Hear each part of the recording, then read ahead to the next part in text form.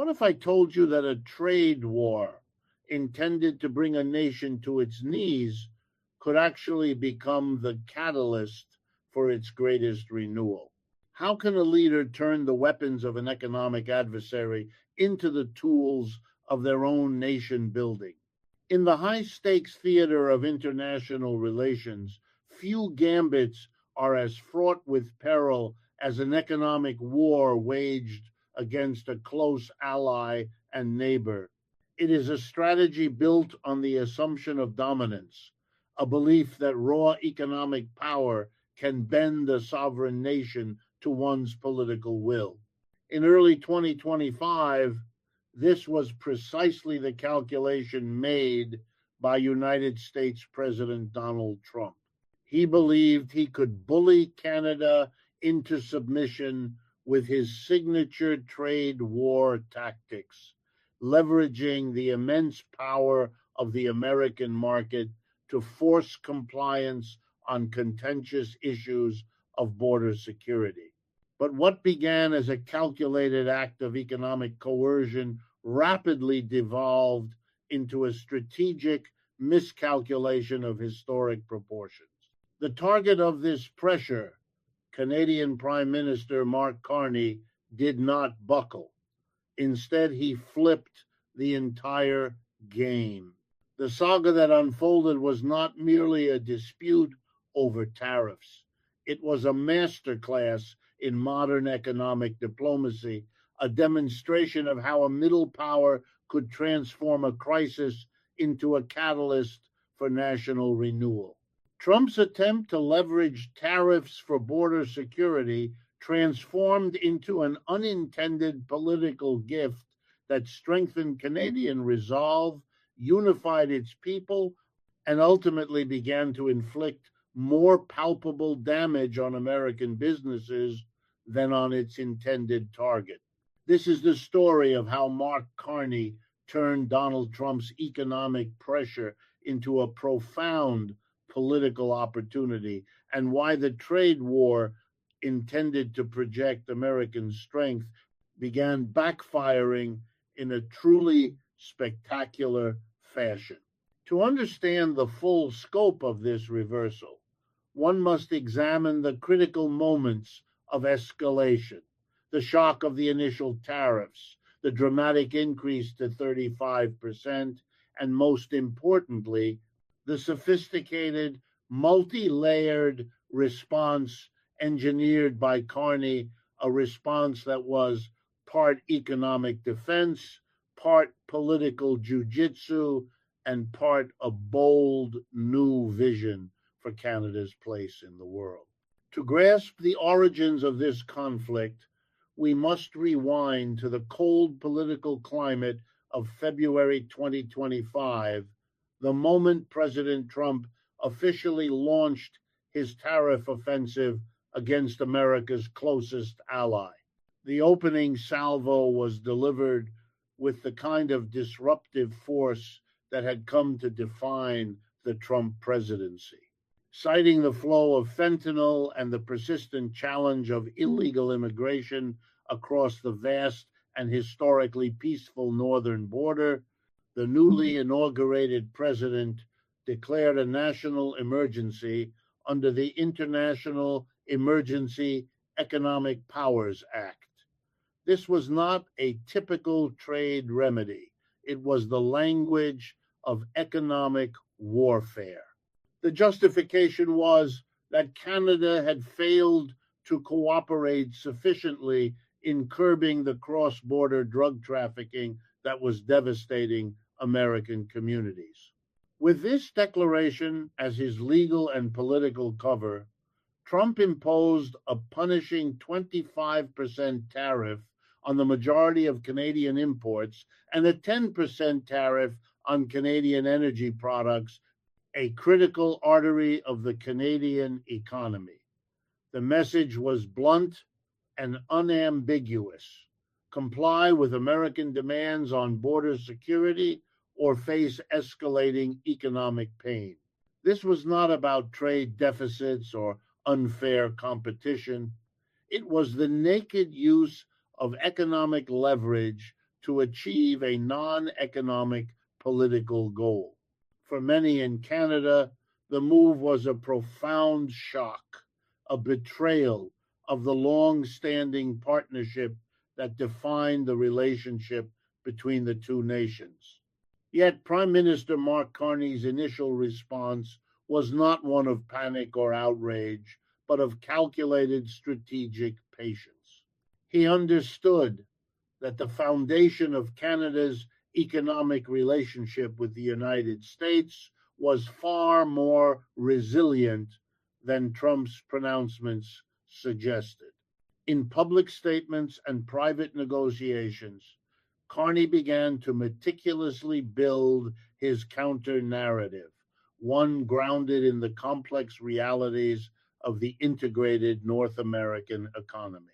He consistently reminded both domestic and international audiences of a crucial fact.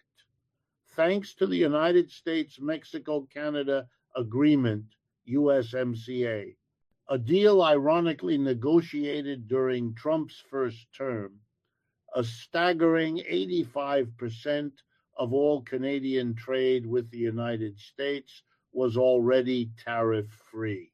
This single data point powerfully undermined Trump's narrative of economic dominance, framing the new tariffs not as a comprehensive blockade, but as a targeted, albeit painful, attack on specific sectors. Carney's strategy went deeper than simply citing statistics. He began to champion a narrative that would become central to his government's entire approach, the idea that the deep integration of the two economies was not a weakness for Canada, but a source of leverage and a fundamental component of American competitiveness. He focused on key sectors like steel and automobiles, where the supply chains were so intricately woven across the border that they were functionally a single entity. The argument was both compelling and irrefutable. We make America stronger, his administration declared, armed with data showing that the U.S. content in Canadian finished automobiles was actually higher than the average U.S. content in vehicles assembled in American factories. The message was clear. A tariff on Canadian auto parts was, in effect, a tax on American manufacturing. By harming Canada, Trump was harming the very industrial base he claimed to be protecting. This sophisticated framing positioned Canada not as a victim, but as an indispensable partner whose prosperity was inextricably linked to that of the United States. It was the first sign that Carney was not playing Trump's game of bluster and intimidation, but an entirely different one based on facts, integration, and mutual interest. While Carney was building his economic defense, the political landscape in Canada was undergoing a seismic shift, one that Trump himself had inadvertently triggered. The president's aggressive tactics, combined with his repeated dismissive jokes about making Canada the 51st state, struck a raw nerve. What might have been intended as casual political rhetoric in Washington was received in Ottawa, Toronto, and Vancouver as a profound insult to national sovereignty. This ignited a powerful wave of Canadian nationalism that transcended partisan lines. Suddenly, the trade dispute was no longer an abstract economic issue. It was a matter of national pride. This surge of patriotic fervor provided the perfect political opportunity for Mark Carney, who had taken office after the resignation of Justin Trudeau and was still defining his leadership. Carney seized the moment with unerring political instinct. When Trump's annexation comments dominated the headlines, Carney stood before Parliament and delivered a response that would galvanize the nation. With unwavering conviction, he declared, "There are some places that are never for sale. Canada is not for sale and won't be for sale ever." The words resonated powerfully, transforming him overnight from an untested leader into a national champion, the defender of Canadian sovereignty against an overbearing neighbor. Recognizing the profound shift in the public mood, Carney made a bold political gamble. In March of 2025, he called a snap election, framing the vote not on domestic policy or economic forecasts, but as a clear referendum on Canada's future. The campaign message was simple and direct. Canadians needed to give him a strong, unified mandate to stand up to Trump's aggression. The strategy worked brilliantly. The Liberal Party, which had been trailing in the polls under Trudeau, rode the wave of nationalist sentiment to a decisive victory. Trump's attempt at economic pressure had produced the exact opposite of its intended effect. Instead of weakening the Canadian government and forcing compliance, it had solidified its power and handed its leader an unassailable political mandate. The irony was not lost on Trump himself, who later quipped with a degree of grudging acknowledgement, "I think I was probably the greatest thing that happened to him." The election was a masterstroke, a textbook example of turning an external threat into a source of domestic political strength. But for Trump, the fight was far from over. If economic pressure hadn't worked, his response was not to reconsider his strategy, but to double down. The summer of 2025 brought with it a dramatic and dangerous escalation. On August 1st, the White House announced another punishing increase in tariffs, raising the rate from 25% to a staggering 35% on Canadian goods not explicitly protected by the USMCA. The official justification remained the same: border security and the fight against drug trafficking. However, well-placed sources within Washington suggested a more complex motive. The move was also seen as a direct response to Carney's plans to formally recognize a Palestinian state, a diplomatic initiative that had angered the White House. The message was now chillingly clear. The United States was willing to use trade as an all-purpose weapon, a tool to punish Canada for any diplomatic disagreement entirely unrelated to commerce. This escalation placed immense pressure on Carney.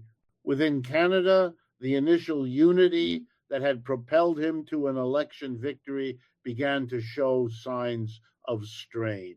The coalition of premiers, industry leaders, and labor unions that had supported his approach was starting to fracture. The initial bet that a combination of strategic patience and flattery could pacify President Trump and lead to a negotiated settlement appeared to be failing. It was one thing to get along with the American president personally, but as one commentator noted, it was real hard to turn to auto workers, steel workers, aluminum, forestry, fish, like the list is getting long, and say, we're getting along better, but the tariffs keep getting higher and higher, and you're losing your job. The pressure to retaliate, to match Trump's aggression with anger and confrontation was immense. It was at this critical juncture, with his domestic coalition wavering and the economic pressure mounting, that the true sophistication of Mark Carney's strategy was revealed. Instead of matching Trump's rhetoric with angry denunciations, Carney delivered a masterclass in controlled strategic response. His public statements expressed a carefully calibrated, measured disappointment, a tone that conveyed seriousness without escalating the conflict. He expertly sidestepped the emotional trap set by Trump and instead focused relentlessly on the facts. In response to the fentanyl justification, his government calmly pointed out that Canada accounted for only 1% of the fentanyl entering the United States, a minuscule fraction compared to the flows from Mexico or China. He highlighted the fact that Canadian officials were already engaged in intensive cooperation on border security, having made historic investments in drug interdiction and the prevention of migrant smuggling. This fact-based approach systematically dismantled Trump's pretext for the trade war, exposing it as a political maneuver rather than a genuine security concern. Even more powerfully, Carney continued to hammer home the economic realities that Trump's dramatic 35% figure obscured.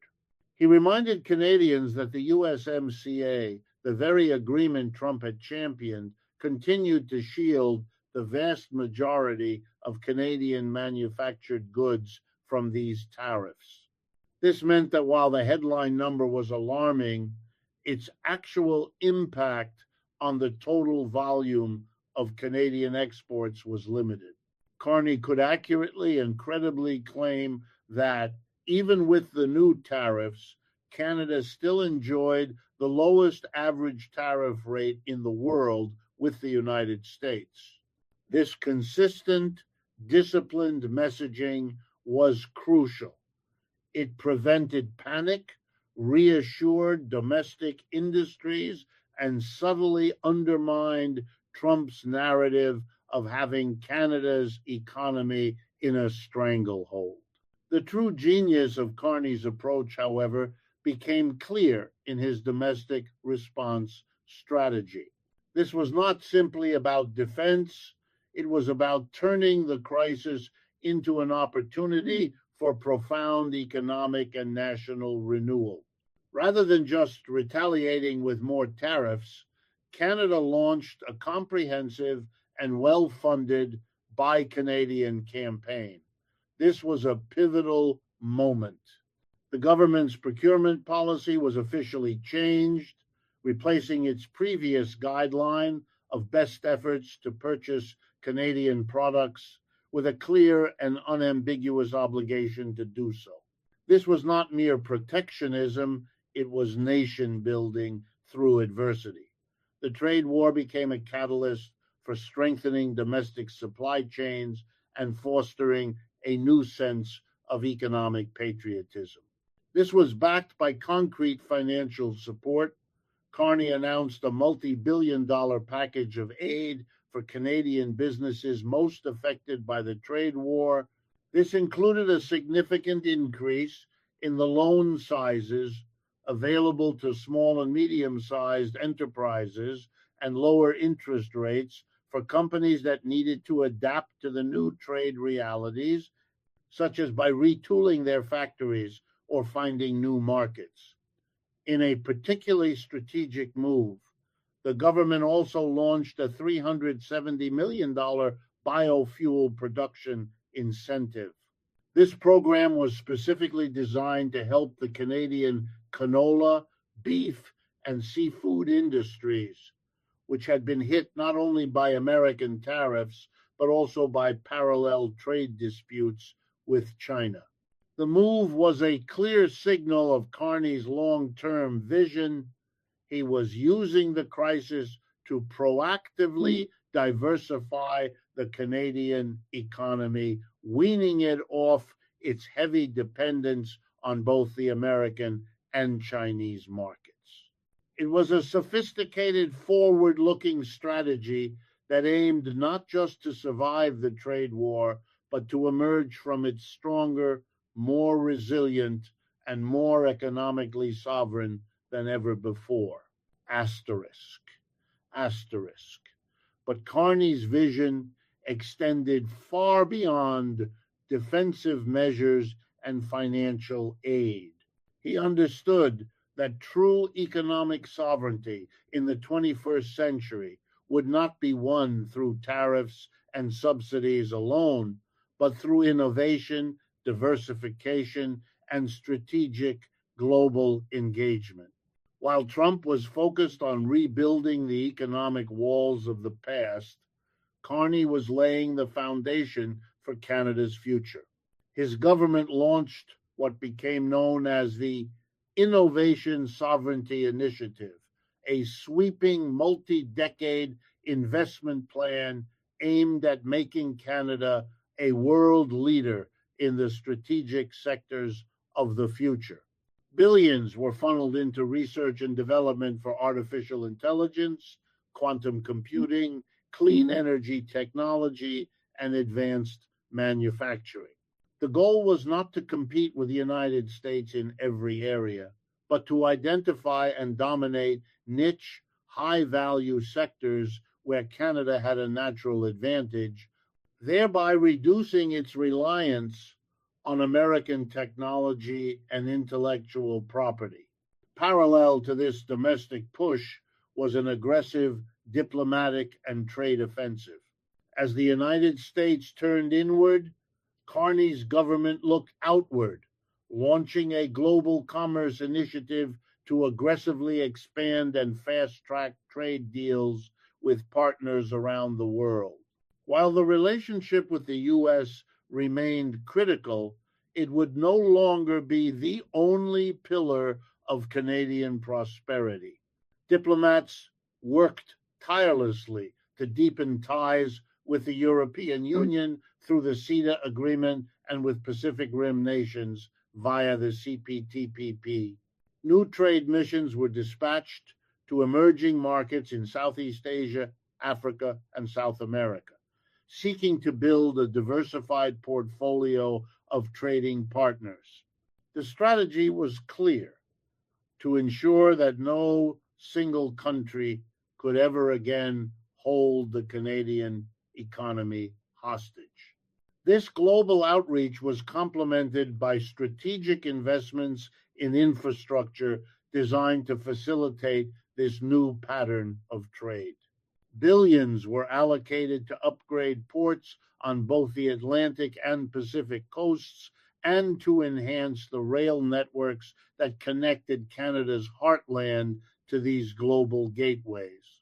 Crucially, Carney ensured this economic transformation was built on a foundation of social consensus. A central plank of the strategy was a massive national program for workforce retraining and reskilling. Understanding that the pivot away from legacy industries would create disruption, the government invested heavily in programs to help workers transition from sectors vulnerable to U.S. tariffs into the high-skilled jobs being created by the Innovation Sovereignty Initiative. It was a new social contract for the era of geoeconomic competition. The government would help industries of the future to thrive, and in return, it would guarantee that Canadian workers had the skills and support needed to thrive alongside them. This holistic approach, combining technological investment, global diversification, and a commitment to its workforce, was the true substance of Carney's counteroffensive. It was a strategy that aimed not just to win a trade war, but to build a more prosperous and resilient Canada for generations to come. Asterisk, asterisk. The psychological impact of this prolonged trade war and the divergent national responses to it tells the real story of who was truly winning. In Canada, the conflict galvanized a grassroots movement that took on a life of its own. The Boycott America sentiment, initially a fringe idea, entered the mainstream. Canadians began making conscious choices in their daily lives, choosing Italian tomatoes over Californian ones at the grocery store, opting for Ontario-made pepperoni over products from Ohio, and reaching for Canadian maple syrup flavored sparkling water instead of Coca-Cola. This shift in consumer behavior had a real economic impact. Most notably, tourism from Canada to the United States plummeted. The drop was so significant that the Federal Reserve's own beige book, a summary of economic conditions across the U.S., specifically noted the material decline in cross-border tourism as a significant negative economic factor for American businesses from Florida to California. Meanwhile, on the American side of the border, the reality of the trade war was beginning to bite, and the pain was being felt by the very people Trump claimed to be protecting. The retaliatory tariffs, both from Canada and other nations drawn into Trump's global trade disputes, were causing severe supply chain disruptions and raising costs for American businesses. The consequences were not abstract economic statistics. They were real-world struggles for American companies. Cedar Ridge Distillery in Iowa, for example, was forced to completely abandon its European markets due to retaliatory tariffs. Virginia Distillery, which had ambitious plans to triple its business in Canada, saw its Canadian sales collapse to zero virtually overnight. The lumber industry was hit particularly hard with additional levies. Canadian softwood lumber producers now faced a staggering 45% tariff. A 25% tax was slapped on finished furniture like kitchen cabinets, with a planned increase that would double it to 50% by January 1st. In a moment of supreme irony, this meant that Canadian wood faced a higher tariff rate entering the United States than Russian wood did. These were not the stories of a dominant nation flexing its muscles, but of self-inflicted economic wounds, of American jobs and businesses suffering directly from the consequences of their own government's strategy. The shifting power dynamics were most clearly visible in the direct interactions between the two leaders. During their October 2025 meeting at the White House, Trump had promised that Carney would walk away happy, but no concrete deal to lift the tariffs materialized. The optics and substance of the meeting, however, were telling. Carney's approach was a notable departure from the more confrontational style of his predecessor, Justin Trudeau. He deliberately wore a red tie, a small but calculated gesture to appeal to Trump's Republican sensibilities.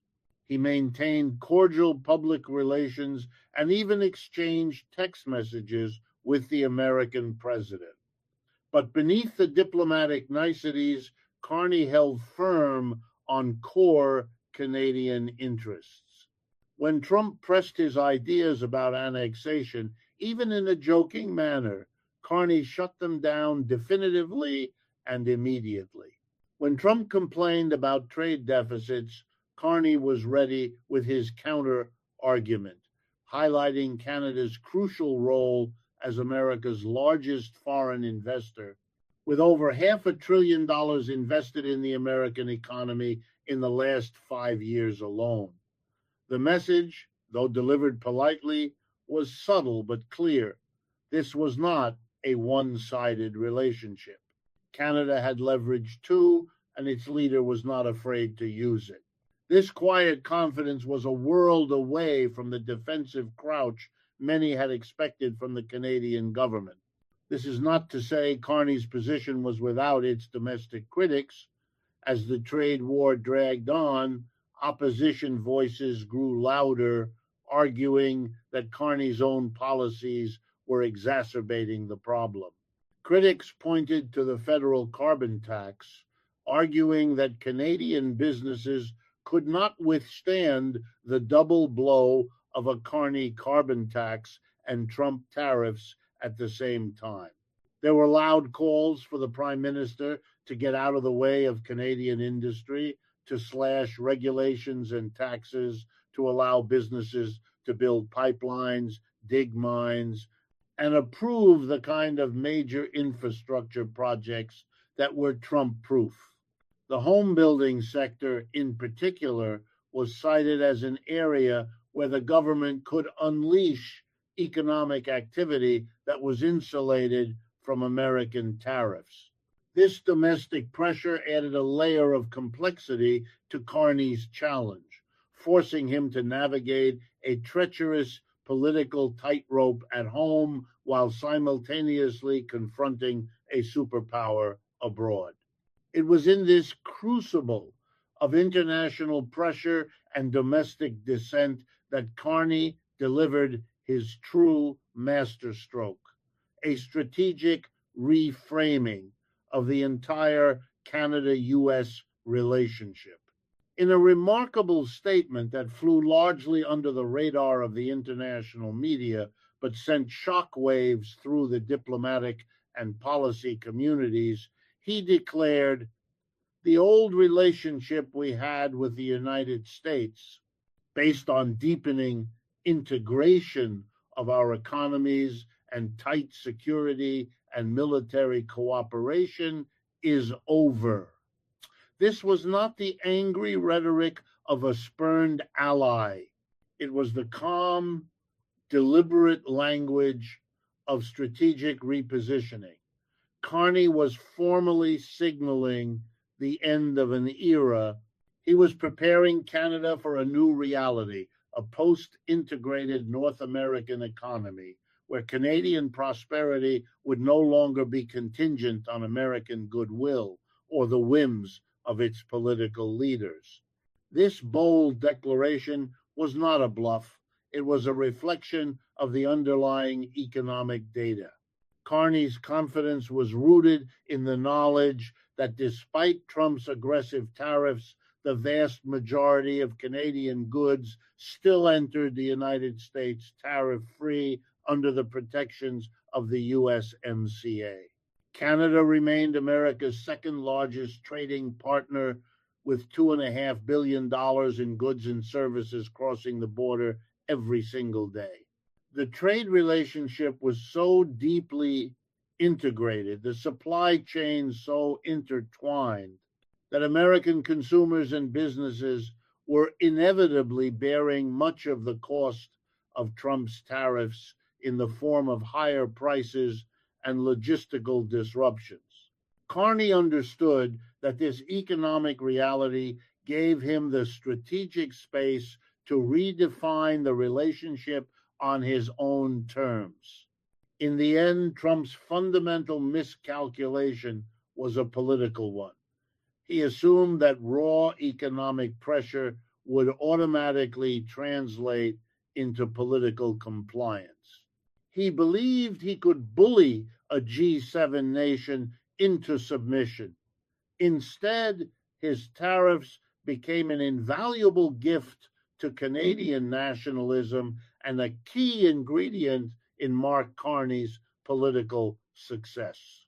The trade war that was intended to demonstrate American dominance had, through a series of unintended consequences, showcased Canadian resilience, strategic thinking, and a newfound sense of national purpose. In his quest to bend Canada to his will, Trump had inadvertently given its leader a mandate for greater independence.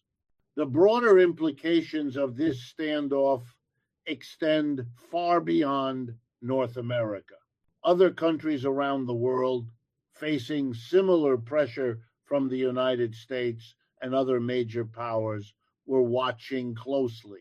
Canada's experience offered a compelling template for how a middle power could successfully resist economic coercion. The key elements were clear: strategic patience over emotional reaction, domestic mobilization to build resilience and unity, and a high degree of diplomatic skill in managing a relationship with a more powerful neighbor without sacrificing core sovereign interests. Carney's approach was a lesson in how to maintain sovereignty in an increasingly turbulent world. As the world looks ahead, the mandatory review of the USMCA agreement in the year 2026 looms as the next major battleground. Trump has already suggested that he might prefer to scrap the trilateral arrangement in favor of separate bilateral deals, but the Canadian position, forged in the fire of the trade war, is now unequivocally clear. Carney has already signaled that significant changes to the agreement will be necessary, arguing that the existing framework has been exploited by Trump. Any new agreement, from the Canadian perspective, must account for the new reality that America can no longer be seen as a reliable partner wholly committed to a rules-based international trading system. The ultimate irony is that Trump's trade war has achieved the precise opposite of its stated goals. Instead of forcing Canadian compliance on border issues, it has strengthened Canadian resolve for economic and political independence. Instead of demonstrating American economic dominance, it has starkly highlighted America's own dependence on Canadian resources, markets, and integrated supply chains. And most ironically of all, instead of weakening Mark Carney politically, it transformed him from a new prime minister into a national champion with a powerful mandate. Carney's response to the August tariff escalation perfectly encapsulates this historic reversal. Rather than escalating the rhetoric, he expressed measured disappointment while outlining concrete, methodical steps to build Canadian economic resilience. Rather than begging for American mercy, he focused on what Canada could control: building Canadian strength, supporting Canadian businesses, and diversifying Canadian markets. The trade war continues, but the strategic advantage has clearly shifted. What was supposed to be Trump's trump card, the 35% tariff, instead became evidence of his growing desperation, a tool that was inflicting as much, if not more, pain at home as it was abroad. Carney's methodical, strategic, and patient response has successfully turned Trump's economic weapon into a powerful tool for Canadian nation building. In his relentless effort to make Canada submit, Donald Trump has instead, against all his intentions, helped make Canada stronger, more unified, and more independent than ever before. This is how economic diplomacy works in the modern era, not through bluster and ultimatums, but through strategic patience, domestic mobilization, and the quiet understanding that true sustainable power comes from building your own strength rather than from trying to tear down others. Mark Carney has given the world a masterclass in how to handle an economic bully, and President Trump is learning the hard way that tariffs are a double-edged sword, one that can cut both ways.